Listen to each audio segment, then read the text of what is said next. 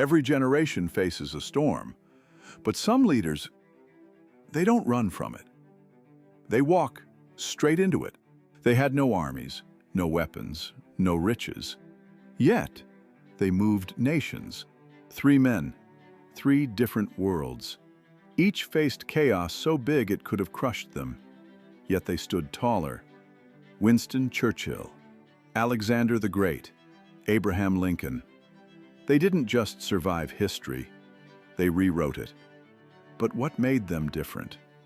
What separates a leader who panics from one who prevails? Let's step inside the minds of the boldest strategists in history and discover how courage becomes contagious. It's 1940. Europe is falling. The Nazi war machine is unstoppable, and Britain stands alone. Bombs rain from the sky. London burns.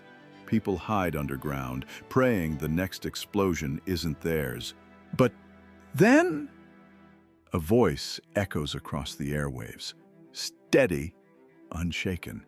"We shall fight on the beaches. We shall never surrender." Winston Churchill's words were more than speeches. They were armor for a nation's spirit. Behind the cigar and the wit was a man carrying the weight of millions. He didn't sugarcoat the truth. He faced it head-on, and that's why people believed him. When everyone else spoke of retreat, Churchill spoke of resolve. When the world trembled, he made courage sound contagious. Now, travel back 2,300 years to a boy who became king at just 20, Alexander of Macedon. Most kings ruled from thrones. Alexander ruled from the front lines. He didn't command his men from safety. He fought beside them. When his army crossed deserts with no water, he refused to drink until every soldier had. When his generals doubted, he rode first into battle. When the odds were impossible, he smiled. Why? Because Alexander understood something most leaders never do. People don't follow orders, they follow example. By 30, he had conquered much of the known world. But his greatest victory wasn't land, it was loyalty. His men would die for him, not because they had to, but because he earned it. Now to America, the 1860s. A nation tearing itself apart, brother against brother, North against South.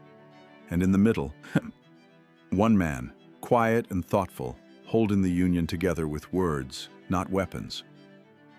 Abraham Lincoln wasn't a general. He wasn't wealthy or polished, but he was steady, calm in the chaos.